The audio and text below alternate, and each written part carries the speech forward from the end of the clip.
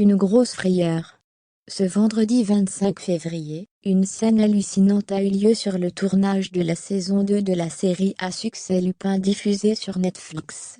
Une vingtaine de personnes ont fait irruption, s'emparant d'un butin estimé à 300 000 euros. Ce vendredi 25 février, il ne faudra sans doute pas compter sur la présence du populaire acteur Omar Sy à la cérémonie des Césars. Ce dernier était en tournage pour la suite de la série Lupin. Et, on l'imagine, il est sans doute un peu secoué. Pour cause, le comédien âgé de 44 ans et l'équipe du show de Netflix ont été attaqués par des personnes encagoulées. Comme le rapporte l'AF, pas moins d'une vingtaine de personnes ont donc attaqué ce vendredi à Nanterre, dans les Hauts-de-Seine, le tournage de la deuxième saison de Lupin. L'acteur Omar Sy, qui tient le premier rôle, était présent sur les lieux lors de cette attaque qui avait pour but de voler du matériel, relate une source policière.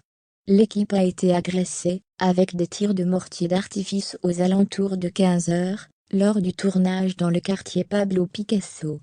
Fort heureusement, malgré la frayeur, aucun blessé n'est à déplorer. En revanche, les malfrats ont réussi leur coup, puisque 300 000 euros de matériel a été dérobé.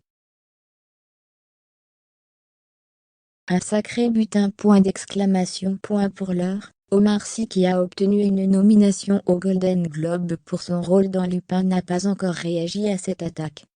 Après avoir conquis des dizaines de millions d'abonnés Netflix dans le monde, Omar Sy a renfilé ses baskets de gentleman cambrioleur pour la très attendue deuxième partie de Lupin, premier carton Made in France du géant américain et remise à la page du pétillant héros créé en 1905 par Maurice Leblanc. Ce 25 février, Le Parisien relatait le tournage et ses coulisses. Le bénéfice pour Nanterre ne se monnaie pas qu'un terme d'image. Selon nos informations, la ville est gagnante à 100% avec ce tournage.